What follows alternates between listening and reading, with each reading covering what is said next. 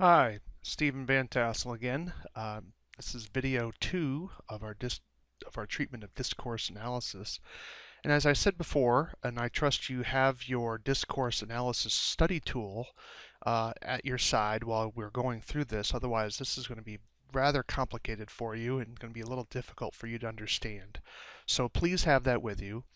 I'm going to have mine available off screen, but we want to focus here on Psalm 1.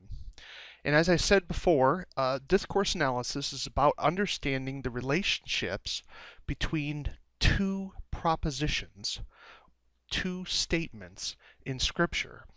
And so what I've done here is your first task when you're using discourse analysis is to discover a passage of Scripture that is self-contained. And that is, you don't want to create a proof text, you want to have passage in context, so the complete thought of the author is available. So to make this simple, I've selected Psalm 1, and the reason it's King James is not because I think the King James Version's the best. I don't. I think it was a great version in its day, but we certainly have better translations today for a variety of reasons. Plus, we have working with better manuscripts. But the King James Version is not copyrighted in the US, and so I'm not running afoul of any copyright rules by using it, so that's why it is here. So your first task is to find a passage that's self-contained. Of course, Psalm 1 is a complete psalm, and so therefore it's already self-contained for us. And our second task is to break the psalm down into its propositional statements. And so I have done this here. Now I have maintained the verse numbers simply for convenience. However, that is not necessary for your needs, but it may be helpful if you're going to use this for a sermon or for exegetical study of a particular passage that you're writing a paper on. So what I've done is I've said, okay, each line here is its own complete thought. So the first line, of course, is blessed is the man that, and the second line is walketh not in the counsel of the ungodly, nor standeth in the way of sinners. And so your first task is to line it all up here. And generally speaking, you want to push this content as far to the right of your passage as possible, because we are then going to be using these brackets to join together two propositions. And so I've done that here for the first one. To make things somewhat simple, and I'm just going to resize this. So we have our first proposition here, and I suggest the easiest way is to go through the passage and find out what are the coordinate relationships in this particular passage. Now, those of you who've had a little bit of Hebrew poetry background, you know that there's three different types of Hebrew parallelism: synonymous, antithetical, and synthetic. So our first task is, if we have all these synonymous parallelisms, chances are they are going to be a series or a progression within the Hebrew. And so we would use an S, and I'm going to insert that here. I've already found one. Walketh not in the counsel of the ungodly, nor standeth in the way of sinners. That sounds like pretty much a synonymous parallelism. So I'm going to insert here the text box, which is then going to be an S, and call that a series. Now, I'm doing that this way. Here, you're going to obviously be using a pencil, of course, and so we're going to take this S and put it right here. So that particular relationship between these two lines is an S. It's a series. Now, if we continue to go on, we can see other synonymous parallelisms. But his delight is in the law of the Lord, here in verse 2, and in his law doth he meditate day and night. Well, certainly that sounds like another synonymous parallelism, so we would create yet another bracket for that. Now, you don't have to do it this way. I'm just simply suggesting to you that finding the coordinate relationships first make your outline, make your structure far easier over time. And so we're going to just simply copy this and put this down there as well. And the reason is, so now we've labeled the relationship between these two propositions also as a series. Now you may say, well, that only takes us so far, and you're exactly right. So now what happens is over time, we now have another relationship. So now, what is the relationship between this set of 2 here in verse 1 with this unbracketed line here? What is the relationship there? So I'm going to copy this,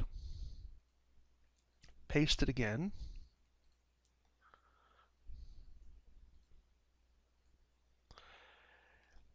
So now, what is the relationship between those two propositions? So you're going to treat those two propositions as one and say, what is the relationship now between that group and this particular line?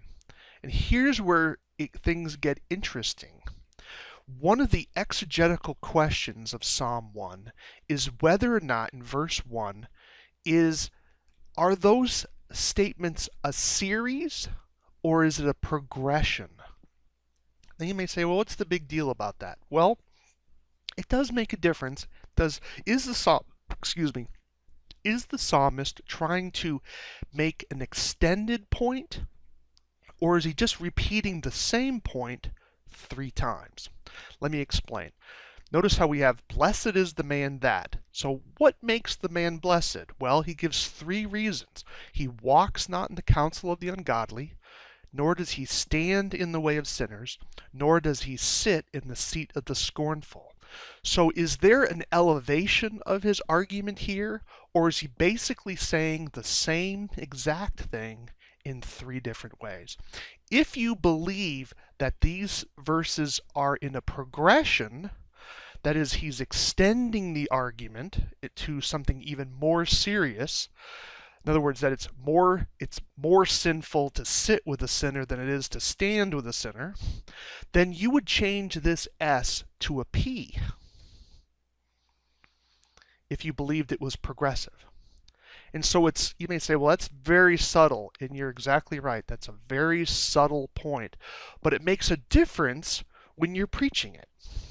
Because if you believe the writer of the author of the Psalm 1 was trying to make an extended point, then you would hammer it home as a sermon. So the bigger point would be not sitting in the seat of the scornful would be more emphasized than walking in the counsel of the ungodly.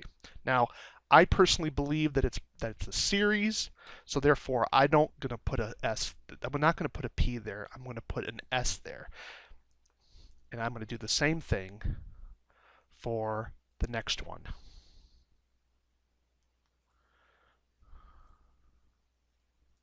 Take this S and put it right here. So now we know that now we've had all 3 lines now are bracketed. We have them bracketed together. And now the question is, what is the relationship now between these 3 lines, which are all unified now, and line 1? And that's going to be the question. I'm going to just give you a moment to think about. As I make another box here, but I'm going to take this and copy this. So I want you to be thinking about that. What is the relationship now between line 1 and our 3 lines here, which are now bracketed? But remember, you're always focusing on 2 propositions. So these 3 now are treated as one proposition. So what is the relationship here? Is it a coordinate relationship? Well, probably not. These are not standing in parallel with one another in the sense that both are making the same point. It sounds very much like these 3 lines are explaining the meaning of line 1. So that would make it a subordinate phrase. So we have to be down in the lower register now. What type of subordinate relationship are these 3 lines to line 1? And so I'm going to suggest that it could be fact interpretation, and that is we have a definition, Who is the blessed man? The blessed man is the person who doesn't do this, and he doesn't do this, and he doesn't do this. Now, you may have a different definition of that, but I think it's a fact interpretation. That is, it's defining it, and then it's stating it, and then it's defining it. So I'm going to call this a fact interpretation. So this is going to be an F. I'm going to go down, and I'm going to put an NT. Now, you would do this with your pen and paper once you had this set up. So again, the fact would be the line 1, and the interpretation would be the next line down here at the bottom. And you would do this for the entire passage until finally you had the entire psalm worked out by all these brackets till you came to the main point. What is the main point for this entire psalm? Now, this would be exegetically the main issue. What's the main theological point of this psalm? But then also as a sermon, you would have your main point, which would be maybe your sermon title or something similar to that. Then you'd have all your subpoints, because you notice how we have the first sentence, the first verse, broken down into, so this might be one point. Who is the blessed man? Now notice here we have a fact interpretation, but notice what it goes into here. But his delight is in the law of the Lord. Does that sound like a positive-negative relationship? Indeed it does. And so I'm going to open up the next passage here, where I'm going to show you how I've done the entire psalm. And there it is. And you can see how I came to my conclusion, where notice I have, for the Lord knows the way of the righteous here at the bottom is the ground for verse 1. So notice I have fact interpretation, I have cause effect. What's the effect of being blessed? It's that you will be like a tree planted by the living water. Here we have another cause effect. He's planted by the tree, he's like a tree planted by the water, and the effect is his leaf will not wither, and whatever he does will prosper. Notice how we have an adversative here. The ungodly are not so. This is also a series that are like the chaff that the wind drives away. Therefore, the ungodly will not stand, nor the sinners in the congregation of the righteous. Notice how that's in direct contrast, this section, with he will be like a tree planted by the rivers of living water.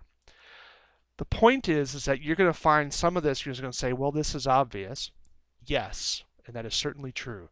But it's sort of like diagramming your sentences, and whether you do it in Hebrew or in Greek or even in English, is it forces you to pay close attention to what is exactly going on in the argument of this particular passage. So where the grammar is getting analytical to the sentences, discourse analysis is getting analytical to the structure of the overall argument. And so it's a much more bigger picture approach to the passage. So doesn't mean you ignore the grammar. It means that now that you have the grammar taken care of in your lexicography, now you look at discourse analysis and saying, what is the main point that this author is trying to drive home?